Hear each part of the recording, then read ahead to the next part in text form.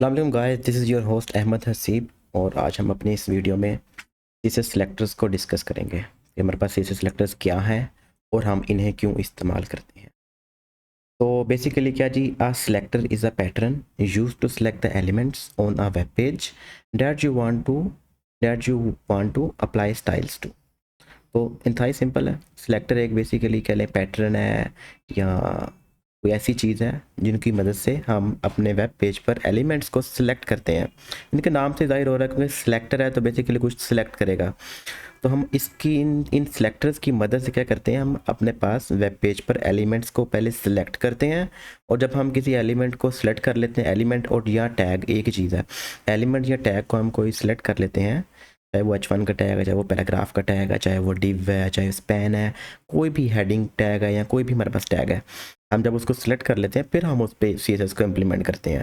तो क्या जी, हमारे पास सेवरल वेज हैं, सेवरल कह लें कि मल्टीपल हमारे पास सेलेक्टर्स होते हैं और उनको लगाने के भी मल्टीपल वेज हैं। तो हम देख लेते हैं हमारे पास जो बेसिक सेलेक्टर्स हैं वो कौन कौन से हैं। There are several type of selectors including element selectors, class selectors and ID selectors। तो कह लें कि ये तीन जो है मोस्ट फेमस सेलेक्टर्स हैं जिनको हम अपने पास वेब डॉक्यूमेंट में यूज़ करते हैं।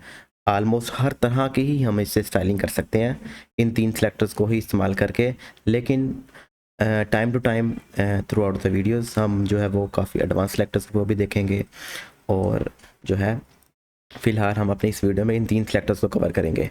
तो सबसे पहले का जी एलिमेंट सेलेक्टर। एलिमेंट सेलेक्टर में हम क्या करते हैं, हम अपने पास डायरेक्ट जो है वो एलिमेंट को टारगेट करते हैं। हम अपने किसी भी एलिमेंट का नाम दे के, चाहे मैंने डिव को टैग करना है, चाहे मैंने पैराग्राफ को स्टाइलिंग लगानी है या मैंने H1 को स्टाइलिंग लगानी है, तो मैं उनका डायरेक्ट नाम लिखूँगा उस सेलेक्टर में। जैसे मेरे पास ये एग्जाम्पल नीचे दी हुई है, इसमें मेरे पास पी जो लिखा हुआ है बेसिकली ये पैराग्राफ के लिए है। कि क्या करेगा, हमारे पास डॉक्यूमेंट में जितने भी पैराग्राफ्स होंगे उनका कलर ब्लू कर देगा। तो बेसिकली हम क्या करते हैं, टैग का डायरेक्ट नाम ही इसमें बता देते हैं सिलेक्टर वाले पोर्शन में जहाँ पे हमने सिलेक्टर लिखना होता है, और फिर नेक्स्ट हमारे पास अपने पास करली ब्रेसेस में हम वो उस पर जो भी स्टाइलिंग लगानी है हमने हम वो उस पर इम्प्लीमेंट कर लेते हैं। तो ये एग्जाम्पल में क्या दिखाया हुआ है, पैराग्राफ जो है जितने भी पैराग्राफ होंगे हमारे पास उन सबको ये कलर ब्लू लग जाएगा। तो ये बेसिकली हो गया एलिमेंट सेलेक्टर जिसमें हम डायरेक्ट अपने पास एलिमेंट का नाम ही मेंशन कर देते हैं। नेक्स्ट हमारे पास क्या है जी, क्लास सेलेक्टर। तो क्लास सेलेक्टर क्या है, हम अपने पास इसमें डिफरेंट क्लासेस बनाते हैं और उन क्लासेस को हम फिर अपने HTML डॉक्यूमेंट में हम अपने जो एलिमेंट्स हैं हम उनको असाइन करते हैं क्लासेस को। तो कह लें कि ये मोर स्पेसिफिक है हमारे पास एलिमेंट सेलेक्टर से।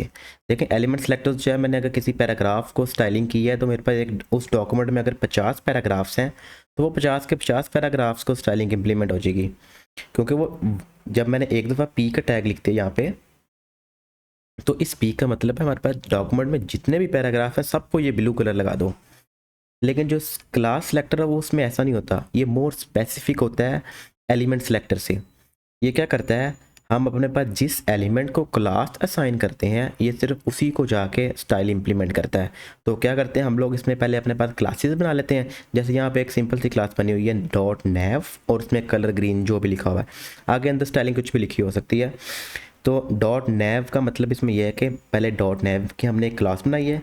क्लास सेलेक्टर बेसिकली ये है कि हम जब क्लासेस क्रिएट करते हैं तो उसके स्टार्ट में डॉट लगाते हैं।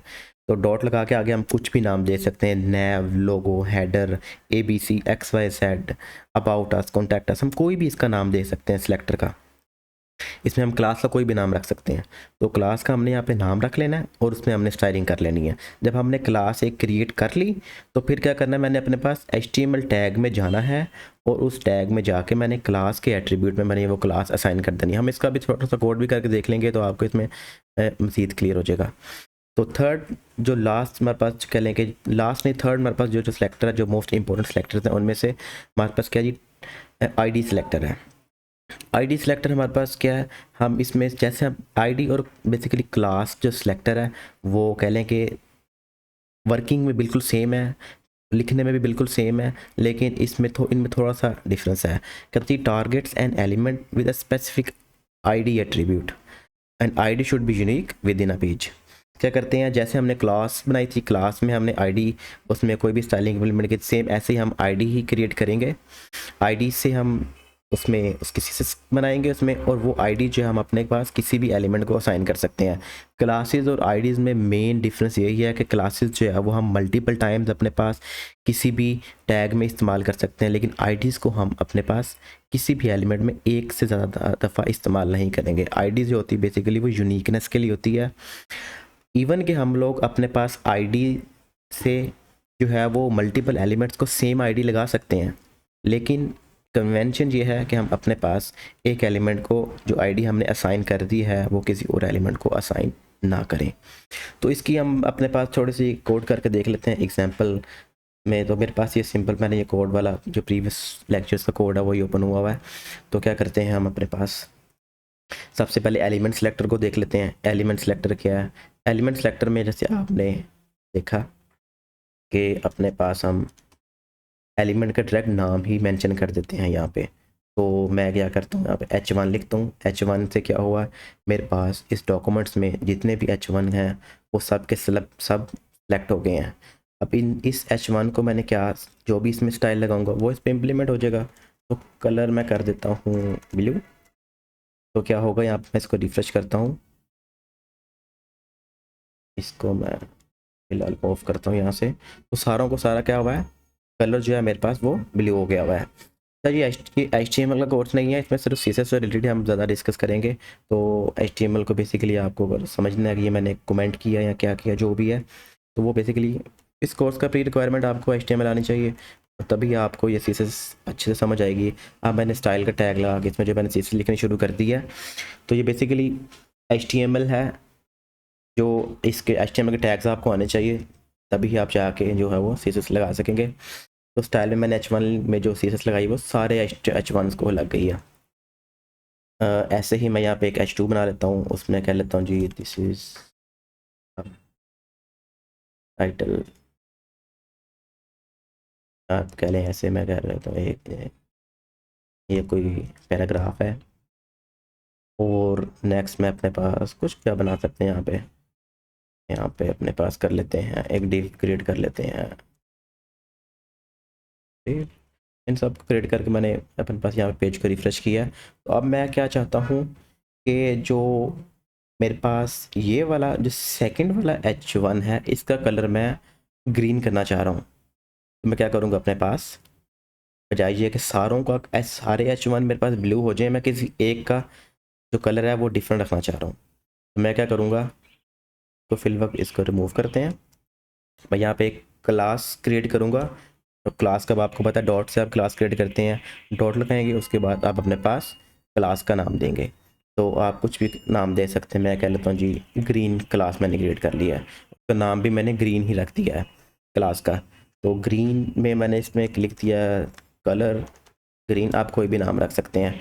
तो अब ये ग्रीन क्लास मैं जहाँ भी असाइन करूँगा क्लास के एट्रीब्यूट में, वहाँ वहाँ इसका कलर ग्रीन हो जाएगा हमारे पास डॉक्यूमेंट में। तो क्लास ग्रीन, कलर ग्रीन, देखते हैं कोई ओवरराइड तो नहीं हो रहा यहाँ पे। स्टाइल ये मैंने लगाया है फर्स्ट वाले H1 को। बेसिकली इसको दो क्लासेस असाइन हो गई हैं।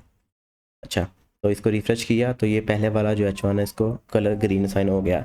मैं इसको भी चाहता हूँ, अगर मैं ग्रीन असाइन करना चाहूँ तो मैं क्लास इसको भी ग्रीन लगा सकता हूँ। एट टाइम हम अपने पास एक क्लास का एट्रीब्यूट यूज़ करते हैं, तो ये भी ग्रीन हो गया है। तो कह लेंगे हमने क्लास बेसिकली कह लें एक जनरल काम करने के लिए हम इस्तेमाल करते हैं। क्लास को हम कह लें कि मैंने एक क्लास एक बिल्कुल स्केच की तरह है हमारे पास, और वो स्केच में हम अपने पास सारा स्टाइल लिख देते हैं। और वो स्टाइल हम अपने पास, अगर मैंने 50 एलिमेंट्स को असाइन करना है तो मैं जस्ट क्लास का नाम इस्तेमाल करूँगा, और वो मैं अपने पास उस एलिमेंट में वो क्लास लगाता जाऊँगा जहाँ जहाँ पे मैंने उसको इस्तेमाल करना है उन स्टाइल को। तो मैं अपने पास एक स्टाइल को रिपीटेडली इस्तेमाल करना चाह रहा हूँ, तो मैं जस्ट उसकी एक साइड पे स्केच एज अ क्लास का एक स्केच बना कर रख लूँगा, और वो मैं क्लास कहीं पे भी इस्तेमाल कर सकता हूँ। चलें जी, ये हुआ क्लास। हमने क्लास लगानी कैसे, क्लास बनानी कैसे, और क्लास को इम्प्लीमेंट कर लिया। एलिमेंट सेलेक्टर हो गया, क्लास हो गया, और मेरे पास नेक्स्ट आ गया आईडी सिलेक्टर। तो आईडी सिलेक्टर के लिए मैं कह देता हूँ जी, ये मेरे पास जो हेडिंग है इसको मैंने आईडी साइन कर दिया, इसको मैंने कह दिया जी ये अबाउट एस है। ये आईडी हेडिंग जो है मेरे पास, तो ये वाला जो मेरे पास आईडी है इसको मैंने कह दिया जी कॉन्टैक्ट। आप कोई भी आईडी वगैरह नाम दे सकते हैं यहाँ पे, आपकी मर्ज़ी। तो देखें मैंने जैसे इनको आईडीज असाइन किया, मैंने इनको आईडी से इनको स्पेसिफिक किया, मोर स्पेसिफिक किया क्लासेस से। कैसे? वो क्लासेस थी ग्रीन, ग्रीन एक जनरल कह लें कि एक क्लास बनाई है जो हम मल्टीपल एलिमेंट्स को असाइन कर सकते हैं, लेकिन जो आईडीज़ हैं वो हर एलिमेंट की यूनिक होगी। जैसे आईडी में मैंने कोई ना कोई आईडी, मैंने कोई पर्पसफुल आईडी मैंने दी जहाँ पे कॉन्टैक्ट अबाउट अस, जैसे मैंने कॉन्टैक्ट का कोई सेक्शन बनाया उसको मैंने कॉन्टैक्ट पूरे सेक्शन को कॉन्टैक्ट का आईडी दिया हुआ है। कोई मैंने अबाउट अस का सेक्शन बनाया तो उसमें मैंने फिर अबाउट अस का आईडी असाइन किया हुआ है। तो आईडी जो है वो यूनिक होनी चाहिए आपके पूरे डॉक्यूमेंट में। बेशक आप ऐसा भी कर सकते हैं कि यहाँ पे आपने हैश कॉन्टैक्ट कलर, आप यहाँ पे कर लें इसका वीट। आप एक आईडी मल्टीपल एलिमेंट्स को भी असाइन कर सकते हैं और आपका स्टाइल वहाँ पर इम्प्लीमेंट हो सकता है। जैसे यहाँ फर्स्ट वन को ये कॉन्टैक्ट असाइन किया था, इसका कलर वीट हो गया। आप यही आईडी सेम यहाँ भी असाइन कर सकते हैं, इसमें कोई इशू नहीं है। और यहाँ पर इम्प्लीमेंट भी होगा इस, ये जो हमारा कलर है वीट कलर है। लेकिन कन्वेंशन ये है कि आप एक एलिमेंट को आईडी एक ही रखेंगे, जो हमने एक आईडी जो है वो मल्टीपल एलिमेंट्स को हम असाइन नहीं कर सकते, क्योंकि इन फ्यूचर हमने जब आप अपने पास इन्हीं आईडीज़ को जावास्क्रिप्ट से फैच करते हैं तो वहाँ पे आपके पास मसला होता है। जब किसी एलिमेंट को आप जावास्क्रिप्ट से फैच करके आप उसमें कोई भी जावास्क्रिप्ट से एक्शन परफॉर्म कर रहे होते हैं तो उसको नहीं पता लगेगा कि आप कौन सा वाला एलिमेंट सेलेक्ट कर रहे हैं। आप कॉन्टैक्ट वाला ये एलिमेंट आप कॉन्टैक्ट आईडी वाला सेलेक्ट कर रहे हैं या ये वाला कर रहे हैं, या वो क्या होगा, एक कोई आपको अनएक्सपेक्टेड रिजल्ट आउटपुट में मिलेगा, या आपको क्या करेगा वो जो पहला आईडी है वो वाला आपको पकड़ के दे देगा और नेक्स्ट वाले को वो इग्नोर कर देगा। तो ऐसे कह लें कि आपके पास कोई अनएक्सपेक्टेड आउटपुट में रिजल्ट आया करेगा। तो आईडीज़ बेसिकली हम यूनिक रखते हैं और आईडीज़ जो है वो मोर स्पेसिफिक होती हैं क्लासेस से। अब ये स्पेसिफिक के मैं क्या कह रहा हूँ और ये क्या चीज़ है, क्लासेस मोर स्पेसिफिक कैसे हैं उससे, टैग सेलेक्टर से, एलिमेंट सेलेक्टर से, और ये आईडीज़ मोर स्पेसिफिक कैसे हैं ये हम अपने पास नेक्स्ट वीडियोस में देखेंगे। अपने पास जो हमारे पास सेलेक्टर्स हैं उनकी स्पेसिफिसिटी होती है जिसकी बेस पर डिफ़ाइन हो रहा होता है कि कौन सा स्टाइल जो है वो किसी एक एलिमेंट पर इम्प्लीमेंट होगा। अब हम अपने पास कुछ ऐसा भी कर सकते हैं, जैसे मैंने डॉट ग्रीन असाइन किया हुआ है कलर, मैं H1 को कलर कर देता हूँ ब्लू। देखें एक दफ़ा H1 को कलर ब्लू असाइन हो गया और नेक्स्ट क्या हो रहा है, ग्रीन की क्लास पे इसी एलिमेंट को लगी हुई है तो ये इसका कलर क्या कर रहा है, ग्रीन। और फिर उसके बाद नेक्स्ट क्या है, कॉन्टैक्ट, कॉन्टैक्ट की आईडी भी इसको लगी हुई है, ये इसका कलर वीट कर रहा है। तो अब तीनों में से कौन सा वाला इसके लिए इम्प्लीमेंट होगा, ये इनकी स्पेसिफिसिटी डिफाइन करेगी। स्पेसिफिसिटी जो है वो हम इसको अपने पास नेक्स्ट वीडियोज़ में देखेंगे डिटेल में। तो अब तक के लिए इजाज़त दीजिए, अल्लाह हाफिज़।